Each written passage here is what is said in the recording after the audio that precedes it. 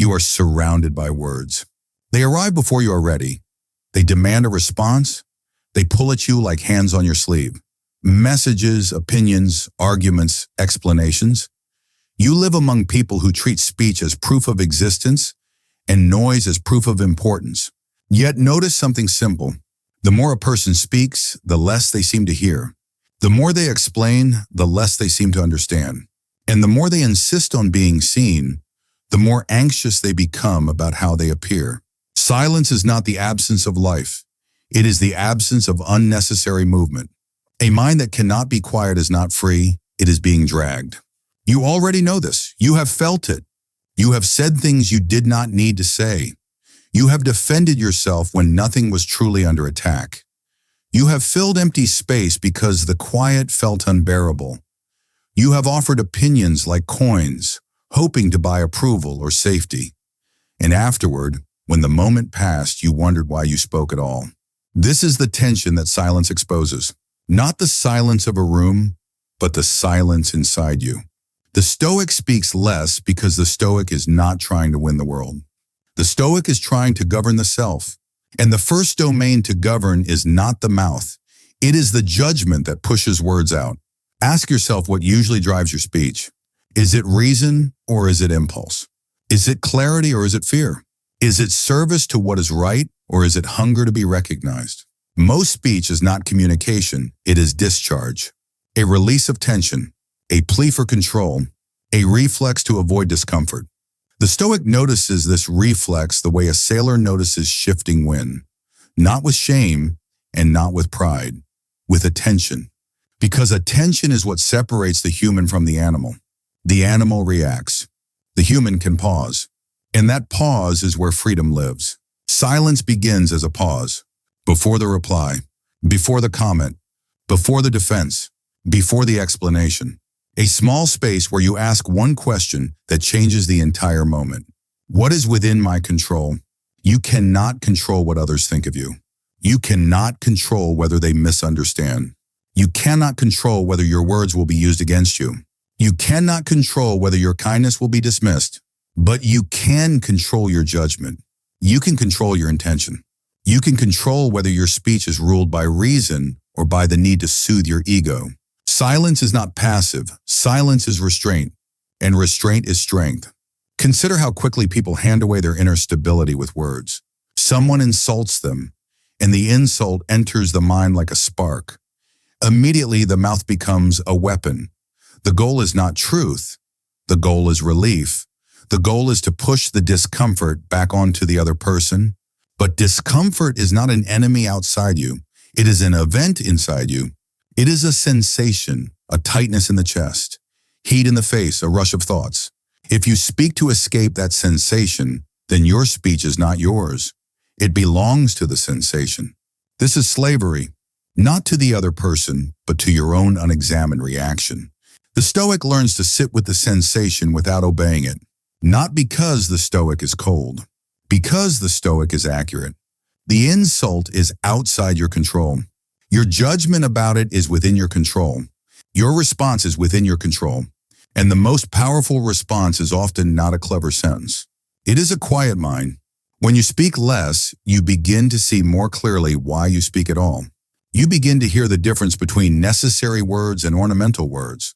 Necessary words are plain. They serve reality. They aim at what is useful and true. They do not decorate the speaker. Ornamental words serve the self-image. They aim at being admired, being safe, being feared, being liked, being right. And if you watch closely, you will see that most of your unnecessary words are negotiations with the world. You speak to secure your position. You speak to manage how you are perceived. You speak to preempt rejection. You speak to correct the past in front of witnesses. You speak to control outcomes that cannot be controlled. You speak because you want certainty, but certainty is not available from other people. It is only available from a steady will. Silence is where you stop begging the world to stabilize you. Silence is where you begin stabilizing yourself. There is a common misunderstanding about the quiet person. People think silence is weakness or shyness or a lack of ideas. But the Stoic silence is different. It is not emptiness, it is selection. It is the discipline of not placing every thought into the world. A thought is not automatically worthy because it appears in your mind. Your mind produces impressions constantly: suspicion, anger, pride, envy, fantasy, fear. These impressions come uninvited. Some are useful, many are not. If you treat every impression as a command to speak, your life becomes a continuous leak. Energy leaks, attention leaks, dignity leaks. The Stoic does not plug the leak by becoming mute. The Stoic plugs the leak by applying judgment. Is this true? Is this necessary? Is this mine to say? Is this the right time? Will these words improve the situation or only relieve my tension? Silence is what happens when the answer is no. And you will notice something unsettling at first. When you speak less, you feel exposed. Because many words are a kind of clothing. They cover insecurity. They cover ignorance. They cover fear of being unnoticed. When you remove them, you stand in your own presence without distraction. And that is uncomfortable for a mind that has grown used to constant noise. But discomfort is not harm. Discomfort is training. The Stoic does not chase comfort. The Stoic chases freedom. Freedom from what? From being compelled. From being pushed around by impressions. From being pulled into arguments that do not matter. From being dragged into other people's storms. Silence becomes a boundary. Not a boundary you impose on others, but a boundary you maintain inside yourself. The world can shout. The world can provoke. The world can demand. But it cannot force you to speak. Only you can give that permission. And this is where silence becomes a moral practice, not a social tactic. Because speech is not neutral. Speech shapes your character. Every time you speak impulsively, you strengthen the habit of impulsiveness. Every time you gossip, you strengthen the habit of smallness. Every time you complain, you strengthen the habit of helplessness. Every time you exaggerate, you strengthen the habit of distortion. Every time you lie, you strengthen the habit of betraying reality. And every time you speak carefully, you strengthen the habit of truth. Every time you remain silent instead of striking back, you strengthen the habit of self-command. Every time you refuse to join a careless conversation, you strengthen the habit of integrity. This is why the Stoic speaks less, not to appear superior, but to avoid becoming inferior. Silence protects the mind from becoming common, not common as in ordinary, but common as in careless, unexamined, scattered. Silence is a way of honoring reason. Reason cannot be rushed. It cannot thrive in constant reaction. It requires space. It requires stillness. You cannot hear your own judgment if you are always broadcasting. You cannot examine an impression while you are turning it into a statement. Most people speak their thoughts before they have tested them. They hand raw material to the world and then are surprised when the world judges them for it. The Stoic tests the thought first, inside, quietly, without urgency, because urgency is often a disguise for insecurity. The Stoic does not need to be quick. The Stoic needs to be right. Right not in the sense of winning. Right in the sense of aligned with reason and virtue. And virtue in speech is simple. It is honesty. It is restraint. It is fairness. It is respect for the truth. It is the refusal to use words as weapons for ego. Now look at your daily life. How often do you speak to fill silence? How often do you answer immediately as if delay were weakness? How often do you explain yourself to someone who is not seeking understanding? How often do you argue with someone who is not seeking truth? How often do you defend your choices because you fear disapproval? Each time ask again, what is within my control? Their opinion is not within your control. Their mood is not within your control. Their willingness to listen is not within your control. But your willingness to be dragged is within your control. You do not need to attend every argument you are invited to. You do not need to correct every misunderstanding. You do not need to respond to every provocation. You do not need to announce your virtue. A person who is truly steady does not have to advertise steadiness. Silence can be a form of justice. Consider the harm done by careless speech, a rumor repeated, a private detail shared, a harsh remark delivered in anger, an opinion stated without knowledge, a judgment made without evidence. Once released, words cannot be retrieved.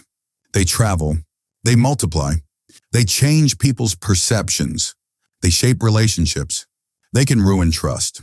And often they do this not because the speaker is cruel, but because the speaker is undisciplined. The Stoic treats speech like a tool that can cut. Not every cut is murder, but every cut matters. So the Stoic handles words with care, not with anxiety, with responsibility. This responsibility begins with understanding the purpose of speech. Speech is for what is necessary. Speech is for what is helpful. Speech is for what is true. Speech is for serving the common good when you have something real to contribute. Speech is not for displaying your identity. Speech is not for proving your intelligence. Speech is not for performing your outrage. Speech is not for chasing validation. You already know how exhausted you become when you spend the day speaking from those motives. You end the day with a mind like a room after a party, noise still vibrating in the walls, regrets, replays, imagined responses, and beneath it a quiet awareness. You are not governing yourself. You are being used. Silence is how you reclaim the mind. But here you must be precise. Silence is not avoidance of duty. There are times to speak, to correct injustice, to offer guidance, to protect someone vulnerable, to state the truth clearly when it matters, to set boundaries, to admit wrongdoing, to apologize, to ask for what is needed. The Stoic is not silent out of cowardice. The Stoic is silent out of discipline and speaks out of duty. This is the difference that matters. Cowardice is ruled by fear. Discipline is ruled by reason. So you must learn to distinguish. When you remain silent, ask, am I remaining silent because it is wise or because I am afraid?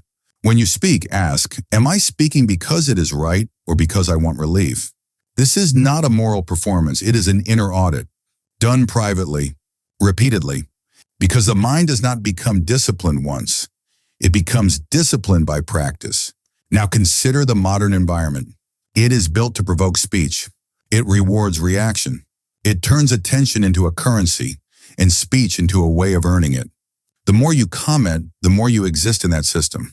The more you respond, the more you become predictable. The system does not care if your words are wise. It cares if they are frequent. A Stoic mind refuses this bargain. It does not mean you withdraw from life. It means you refuse to let life be defined by constant output. The Stoic understands that much of what people call expression is actually compulsion. They feel something and they must release it publicly. They see something and they must judge it immediately. They disagree and they must announce it. But a feeling does not require an announcement. A disagreement does not require a spectacle. A judgment does not become more true because it is shared quickly. Silence becomes a refusal to be trained by the crowd. It becomes a refusal to let external noise dictate internal movement. And once you begin to practice it, something changes. You start to hear your own mind more clearly. You start to notice how often your first impulse is wrong. Not wrong in intention, but wrong in accuracy. You assume. You interpret. You exaggerate. You take things personally that were not about you. You treat minor events as threats. You treat uncertainty as danger. And your speech reflects these distortions. When you slow down and speak less, you give reason time to correct the distortion. You give yourself time to see what actually happened, not what your ego insists happened. This is why silence is connected to perception. Perception is the gatekeeper. If your perception is undisciplined, your speech will be undisciplined. You will talk in the language of assumptions and emotions.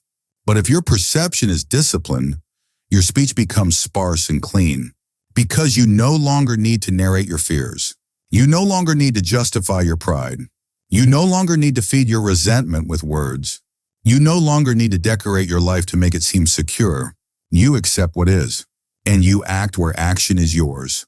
Now bring this to a simple moment. Someone speaks sharply to you. Your mind rises. A sentence forms in you like a fist. The Stoic does not deny the sentence. The Stoic notices it and then pauses. In that pause, you separate the event from your judgment. The event is, someone spoke sharply. Your judgment might be, they disrespected me. I must respond. I must restore my status. But status is not within your control. Respect is not within your control. Their manners are not within your control. Your own conduct is within your control. Your own justice is within your control. Your own temperance is within your control. So you choose silence not as submission but as command. You refuse to hand your mouth to their mood. You refuse to be recruited into their disorder. And you wait. If speech is needed, you speak later, when you can speak from reason, not from heat. This is how silence becomes power. Not power over others, power over yourself. And this power is quiet. It does not announce itself. It does not boast. It is visible only in its effects. A steady presence, fewer regrets, fewer needless conflicts, more accurate understanding, less inner noise. Now consider another moment. A conversation drifts toward gossip. Names are mentioned, details are shared that do not belong to the room. You feel the pull to participate, to prove you belong. The Stoic notices this pull. The pull is not about truth. It is about acceptance. But acceptance is not something you can secure by betraying your own standards. You can buy belonging cheaply and pay for it later, or you can remain silent and keep your integrity. Silence here is not judgment of others. It is protection of your own mind. Your mind is your responsibility. You do not feed it with what makes it smaller. You do not train it to enjoy the faults of others. You do not train it to find pleasure in tearing down. Because the mind becomes what it practices, and a mind that practices smallness cannot be free. So you let the conversation pass without adding fuel. You remain present but not entangled. This is what inner freedom looks like in ordinary life. It is not dramatic. It is not announced. It is the quiet refusal to do what is beneath you. And beneath you does not mean beneath your pride. It means beneath your reason. Reason is the standard. Now look inward again. There is another reason silence matters. Words create commitments. When you speak, you often promise things you cannot control. You promise outcomes. You promise how you will feel. You promise certainty. You say it will be fine when you do not know. You say I will never when you cannot guarantee. You say they will when you have no authority over them. Much speech is an attempt to control the future by declaring it. But the future is not controlled by declarations. A Stoic respects uncertainty, not by becoming passive, but by refusing to pretend. Silence is honest about what you do not know, and honesty is strength. You do not need to fill every question with an answer. You do not need to respond to every topic with an opinion. The Stoic is comfortable saying inwardly and outwardly, I do not know. Not as a performance of humility, but as accuracy. Accuracy is dignity. It is the refusal to counterfeit certainty. And in time, people begin to trust the person who speaks less, because when that person speaks, the words have weight. Not because they are dramatic, but because they are considered. Now bring this to your own habits. You may notice that when you are anxious, you speak more. You explain more. You justify more. You seek reassurance through conversation, but reassurance that depends on others is fragile. It breaks the moment their mood shifts. So the Stoic uses silence to build reassurance internally. When anxiety rises, the Stoic does not immediately seek to discharge it into speech. The Stoic examines it. What am I afraid of? A future event, a loss of approval, a mistake, a rejection. These are externals. They are not fully within your control. So why would speech bring control? Speech might bring temporary comfort, but it will not bring governance. Governance comes from seeing clearly what belongs to you. Your intention, your effort, your honesty, your courage, your restraint, your fairness. These belong to you. And these do not require constant talking. They require steadiness. Silence becomes the space where you practice steadiness, not by forcing calm, but by refusing to add unnecessary movement to the mind. Now, a disciplined silence also changes how you listen. Most people do not listen. They wait to speak. They load their response while the other person is still talking. Their mind is already composing, defending, countering. This is not listening. This is preparation for combat. The Stoic listens because the Stoic is not threatened by being wrong. To be corrected is not humiliation. It is improvement. To learn is not weakness. It is reason doing its work. So the Stoic silence in conversation is active. It is attention. It is presence. It is the refusal to assume. And from this listening, the Stoic gains something rare. Understanding of what is actually being said. Not just the words, but the state of the other person. Their fear, their pride, their insecurity, their need. When you listen, You stop seeing others as obstacles and start seeing them as human events. And then you can respond with justice, not with reaction. Justice in speech is often simple. It is not humiliating someone for your own satisfaction. It is not interrupting to prove your point. It is not twisting their words to win. It is responding to what is real. This requires silence first, because truth is not rushed. Now there is a deeper layer. Silence is where you meet your own thoughts without escape. This is why many avoid it. When the world is quiet, the mind speaks. Regrets arise. Worries arise. Unresolved desires arise. The Stoic does not treat this as a problem to suppress. The Stoic treats it as material to refine. These thoughts are impressions. They are not commands. They are not prophecies. They are not identity. They are appearances in the mind. And when you sit in silence and observe them, you weaken their power. Not by fighting them, but by seeing them as what they are. A mind that can watch its own impressions without obeying them is a mind that can speak with restraint. Because speech is simply thought made public. If you cannot govern your thoughts privately, you will not govern your words publicly. So silence is training, not for the mouth, for the mind. Now think of the last time you regretted speaking. What was the regret about? You revealed too much. You struck too hard. You tried to impress. You defended something fragile. You said what you did not believe. You argued about something that did not matter. Each regret points to the same failure. You surrendered control, not control over the situation, but control over yourself. The Stoic does not aim to avoid all regret by living cautiously. The Stoic aims to reduce regret by living deliberately. Deliberation requires silence, a small pause before speech becomes an act. And once you see this, you stop asking, how can I be more witty, more persuasive, more impressive? You start asking, how can I be more accurate? How can I be more just? How can I be more restrained? These questions reshape your speech naturally. You do not force yourself to be quiet. You stop having reasons to be loud, because the reasons were always weak. They were always rooted in fear and desire. Fear of being unseen, desire to be validated, fear of being disrespected, desire to control perceptions. When these motives are exposed, they lose their charm. They look childish, not because you are cruel to yourself, but because you see them plainly. And once seen plainly, you can choose differently. Now apply this in a practical way that stays inside the mind. When you feel the urge to speak, treat it as an impression. Do not obey it immediately. Notice it. Name it inwardly.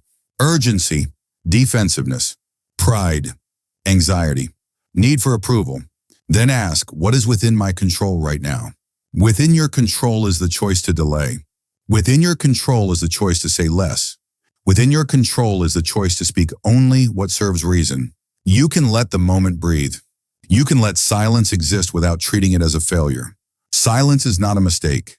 It is a sign that you are not panicking. A person who can tolerate silence can tolerate reality. Because reality does not always explain itself. Reality does not always offer closure. Reality often leaves space. And if you cannot tolerate space, you will fill it with fantasies and words. You will create stories. You will create enemies. You will create expectations. Then you will suffer under the weight of what you created. The Stoic refuses to add extra. The Stoic meets what is and keeps the mind simple. Simplicity in speech reflects simplicity in judgment, and simplicity is strength. Now consider the ending of this practice. It is not that you become silent as an identity. The Stoic does not cling to silence as a badge. The Stoic simply becomes less compelled. When speech is needed, it comes cleanly. When it is not needed, it does not come at all. This is freedom. Freedom is not getting everything you want. Freedom is not controlling people. Freedom is not winning arguments. Freedom is not being praised. Freedom is being unforced. Being able to sit in a room or in your own mind without needing to perform. Being able to watch a provocation pass without chasing it. Being able to let misunderstandings exist when correcting them would require you to betray your calm or your integrity. Being able to accept that some things will be said about you and you will not chase them because they never belonged to you in the first place. Your reputation is not fully within your control. Your virtue is, and virtue requires restraint. So speak when duty calls. Speak when truth needs a voice. Speak when silence would be cowardice. But otherwise, let silence be your ally. Let it keep your mind from spilling. Let it keep your attention from being stolen. Let it keep your character from being shaped by every passing mood. In the end, you will find that the Stoic speaks less for one reason. Because the Stoic has learned that peace does not come from managing the world with words. It comes from managing the self with reason. Peace comes from holding only what belongs to you and releasing what never did.